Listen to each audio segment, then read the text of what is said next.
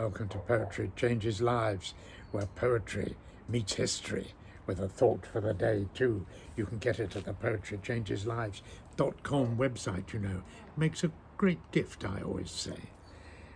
Well, on this day in 1834, slavery was finally abolished in the British Empire.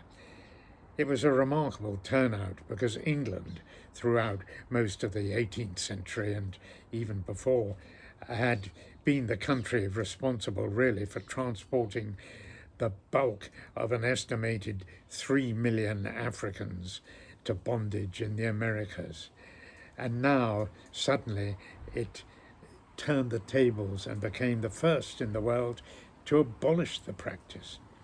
Well, economic considerations played a part, but it was nevertheless a triumph for compassionate humanitarianism and an example of how a long-fought campaign can prevail when enough right-minded people are prepared to take action.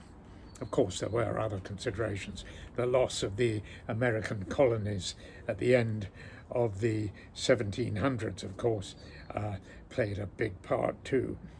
John Newton was a slave trader and a good example of how people change. For much of his life, he sailed ships across, bringing slaves to America, but he had a dramatic spiritual awakening in later life and became a clergyman and an abolitionist.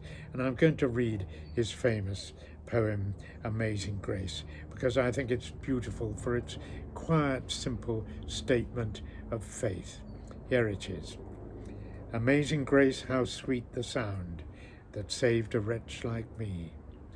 I once was lost, but now am found, was blind, but now I see.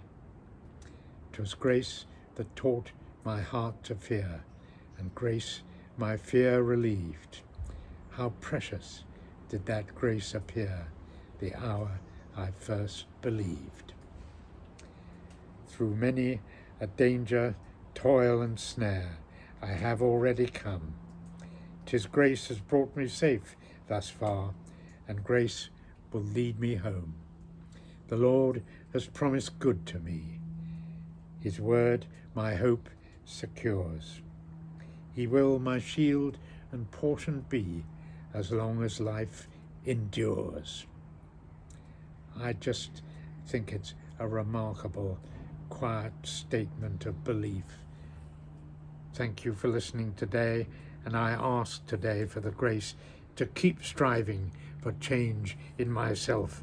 I need a lot of spiritual growth still, and never will I give up, I pray. Thanks for listening.